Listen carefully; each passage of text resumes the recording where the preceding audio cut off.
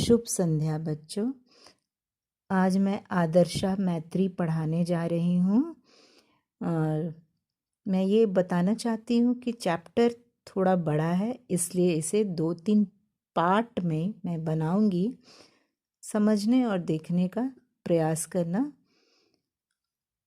पढ़ती हूँ। आदर्शा मैत्री मतलब आदर्श मित्रता, मैत्री मतलब मित्रता। शिक्षिका और एक बच्चे के बीच में बात हो रही है। शिक्षिका पूछती है कि किम भवन्तं कयोश्चित् अपि मैत्री विषये किंचित जानन्ति। क्या आप लोग किसी दो की मित्रता के विषय में, दोस्ती के विषय में जानते हैं? किम कोई अपि कथयितुं शक्नोति। क्या कोई भी मुझे बता सकता है? ऐसा शिक्षिका पूछती है। एक छात्र बोलता है, किम अहम कथयामि, क्या मैं कहूँ? महोदय, महोदया, क्या मैं बताऊं? आम कथ्य, शिक्षिका बोलती है। आम मतलब हाँ, कथ्य मतलब कहो, हाँ कहो। छात्र बताना शुरू करता है। सुदामा कृष्णयो मैत्री विश्व प्रसिद्धा आचार्य।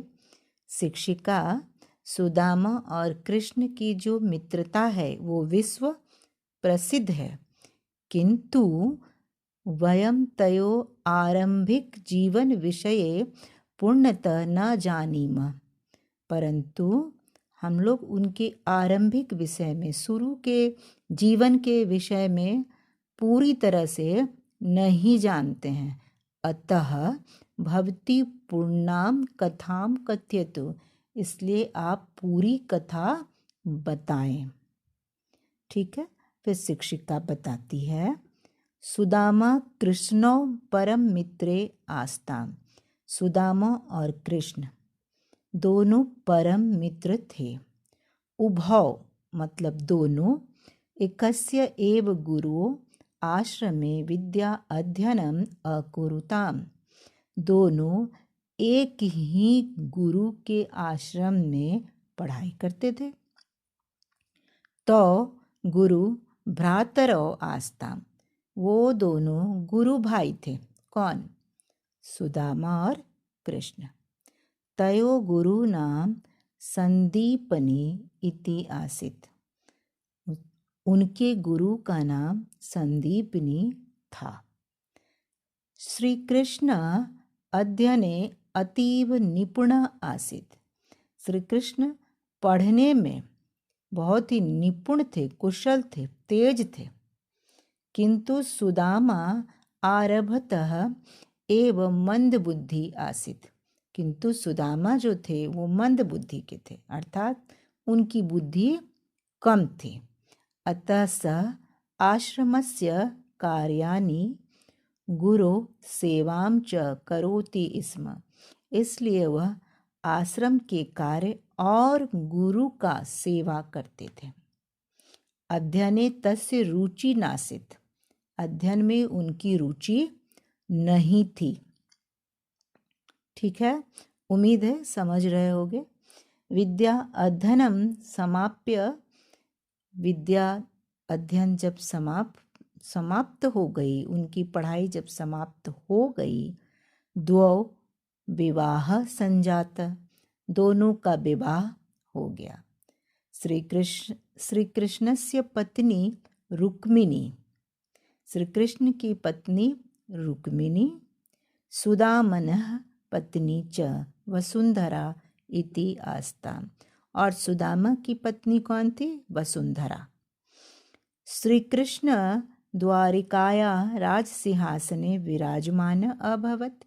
श्री कृष्ण जो थे द्वारिका के राज सिंहासन पे विराजमान हो गए। किंतु सुदामा तो दरिद्र ब्राह्मण एव अतिष्ठत। किंतु तो सुदामा जो थे वो गरीब ब्राह्मण ही रहे। एकस्मिन् दिने सुदामनः पुत्रः क्षुधितः एव रोदमानः अस्वपत्। एक दिन सुदामा के पुत्र भूखे ही रोते हुए सो गए।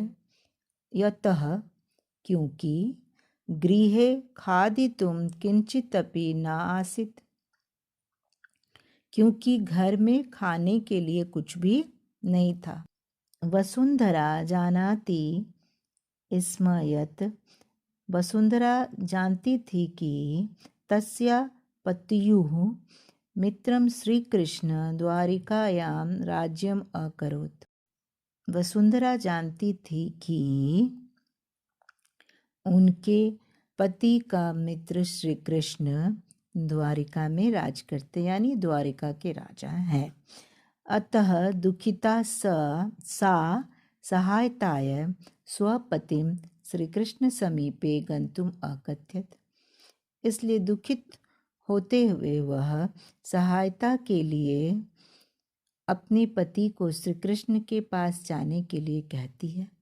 सुदामा श्रीकृष्णस्य पाशर्वे गंतुम मनः अकरोत्।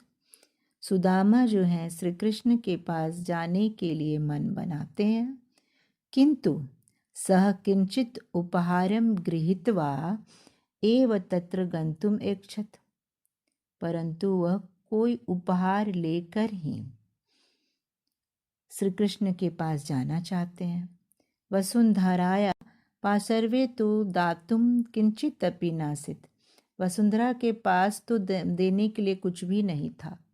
सुदामनः पत्नी स्वपाशर्ववर्तिनः गृहं गत्वा तस्य गृहात् श्रीकृष्णाय उपहारस्वरूपेण दातुं मुष्टित्रयं तण्डुलान् आनीय स्वपतिम् अयच्छत्। सुदामा की पत्नी अपने पड़ोसी के घर जाकर उसके घर से श्री कृष्ण के लिए उपहार स्वरूप देने के लिए 3 मुट्ठी चावल लाकर अपने पति को दी। वस्त्रे वधान तण्डुलान् गृहीत्वा प्रसन्न मनसा सुदामा श्री कृष्णस्य पाशर्वे द्वारिकां प्रति अगच्छत्।